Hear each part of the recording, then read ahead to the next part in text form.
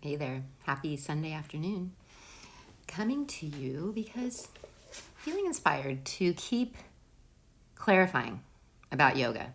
As I'm someone who's been teaching and speaking and writing about yoga for many years now, I find there's still so many misconceptions about what yoga is and how we can use it. What does it mean to be a yogi, right? So, feeling like it would be helpful to get us back to some of the roots of yoga, the original text on yoga, which I've made some videos about before, but I'm feeling like it could be helpful, especially if you're someone who's interested in yoga. Maybe you feel like you practice yoga. Maybe you feel like you'd like to start learning more about yoga.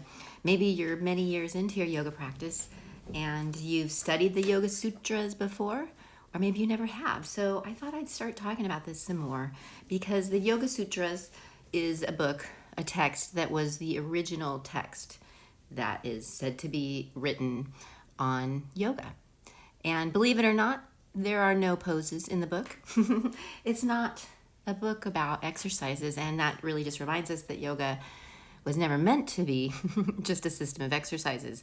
It's actually a spiritual practice, it's actually a system of psychology, and a powerful way to change our consciousness. So, yes, we use those exercises as part of the yoga, but really, yoga started to be something so much more. And maybe at this time you might be ready for this kind of guidance because yoga, is all about connection and definitely spiritual connection. So if you find that you're in a place right now where you're really wanting to deepen your spiritual connection, your feelings of spiritual connection, you might like to look at the Yoga Sutras. So I thought I'd share some with you. And so what I'm going to be sharing from is one of my favorite translations of the Yoga Sutras. It's called The Wisdom of Patanjali's Yoga Sutras. Patanjali is the person who put together this text on yoga, but this is a translation by a teacher named Ravindra, who's one of my favorite yoga scholars, who I've gotten to be in some workshops with years ago, and just love this translation because the Yoga Sutras were written or initially in Sanskrit, which is one of those early languages that yoga, that word yoga is a Sanskrit word as well. So it's about translating the Sanskrit sutras. And sutra is a word that means something along the lines of truth or a thread. So the Yoga Sutras are put together. It could seem like it's a group of sentences that each has its own truth. So it's broken up into chapters per sutra. And so wanting to start though with just a little introduction to yoga that comes through in this translation from Ravi Ravindra.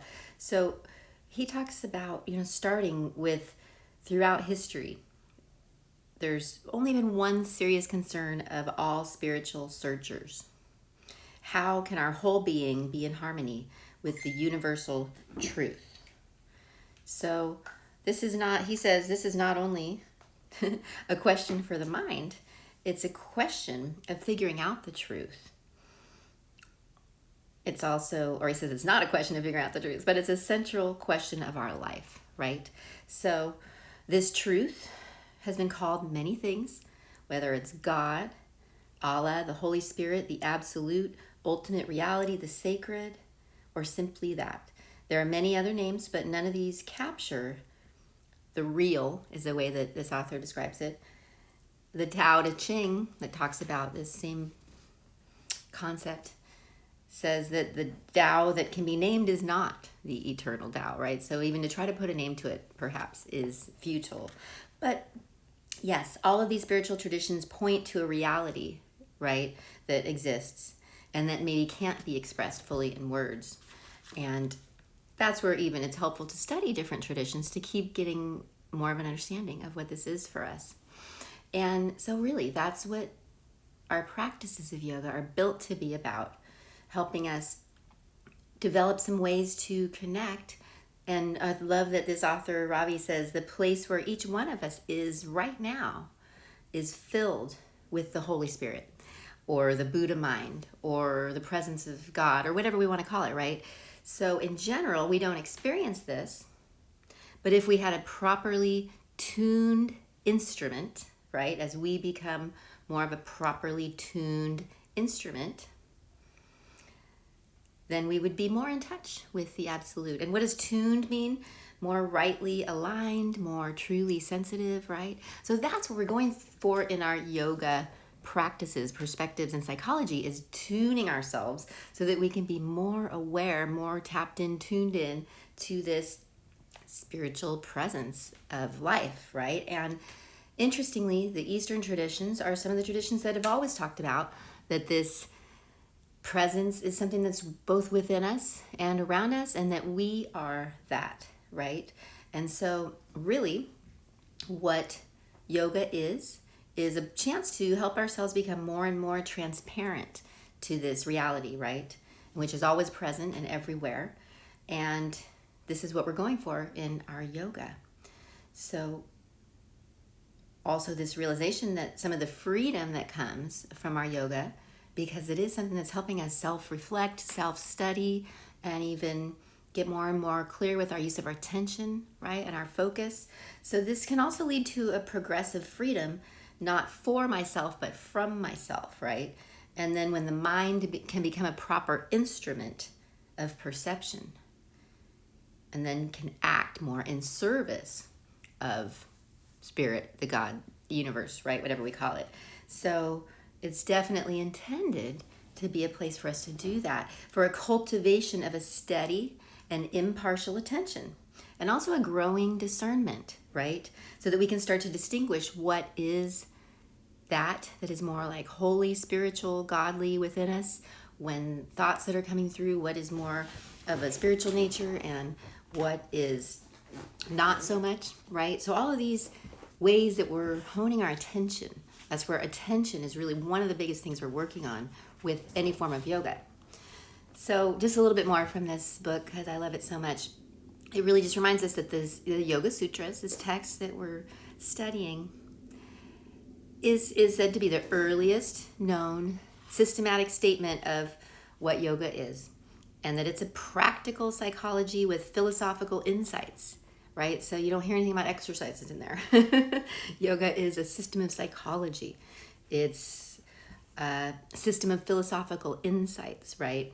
And it's definitely built to be a spiritual practice, right? So we can start to see so much more deeply into what yoga is, what it can be, and that really we can see that anything that helps us reconnect can be a form of yoga. That's what I love to really share. But yeah, getting back to the roots of what our yoga is intended to be about getting more in touch with those aspects of ourselves, right? And developing those various levels of attention so that we can just start to tune into those subtler realms of reality, right? And the spiritual aspects of now.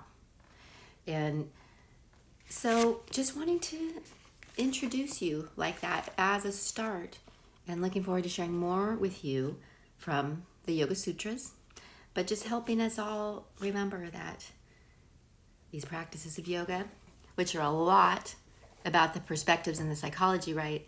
The practices just being one piece, one way that we cultivate and develop the psychology and the perspectives, right? So that we can use our attention, so that we can tune ourselves as a proper instrument, right?